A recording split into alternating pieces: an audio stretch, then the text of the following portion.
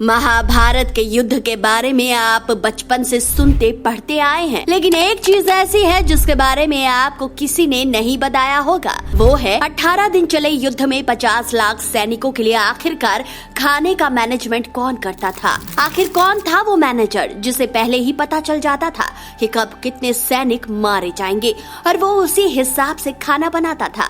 और खाना बनाने का हिसाब भी इतना सटीक बैठता था कि अन्न का एक दाना भी बर्बाद नहीं होता था और न ही बासी होता था।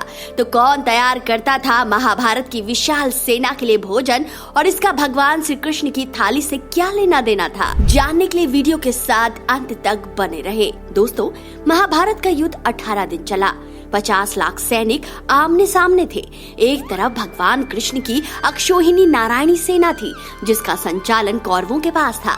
दूसरी तरफ पांडवों की सेना थी जिसका संचालन स्वयं भगवान श्री कृष्ण कर रहे थे।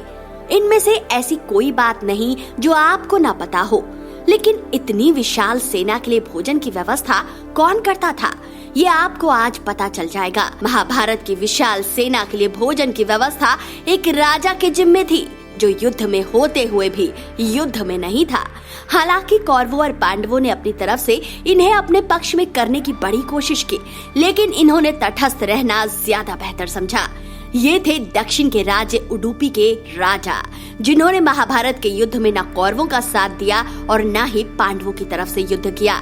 इन्होंने भगवान श्री कृष्ण को साफ कह दिया कि हे कृष्ण, मैं भाइयों के बीच होने वाले युद्ध का हिस्सा नहीं बनने वाला। इसकी बजाय मैं सैनिकों के लिए भोजन की व्यवस्था करना चाहूँगा। लिहाजा उडुपी के राज्य ने तलवार की बजाय पतीली और करछी पकड़ ली और 18 दिन चले युद्ध में भाग लेने वाले सैनिकों का पेट भरा। लेकिन एक बात जो युद्ध में शामिल होने वाले योद्धाओं को हैरान कर रही थी कि खाना न कम बनता था और न ही बचता था। ऐसा कैसे? महाभारत का युद्ध जैसे ही समाप्त हुआ, धर्मराज युधिष्ठिर भी इसी सवाल के साथ उडुपी के राजा के पास पहुँच गए और बोले, हे राजन, इस युद्ध की सफलता का सारा श्रेय अगर किसी को जाता है तो वो है आप। आपने इतने दिनों तक सैनिकों की शारीरिक शक्ति और मनोबल को बनाए रखा। लेकिन मेरे मन में एक सवाल है। धर्मराज युधिष्ठिर ने बिना देरी के उडुपी के राजा से आखिरकार पूछ ही लिया कि महाराज, आपको पहले से ही कैसे पता चल जाता है कि आज इतने सैनिकों का ही भोजन बनेगा? 18 दिन तक चले इस युद्ध में ऐसा कभी नहीं हुआ कि खाना कम पड़ा हो।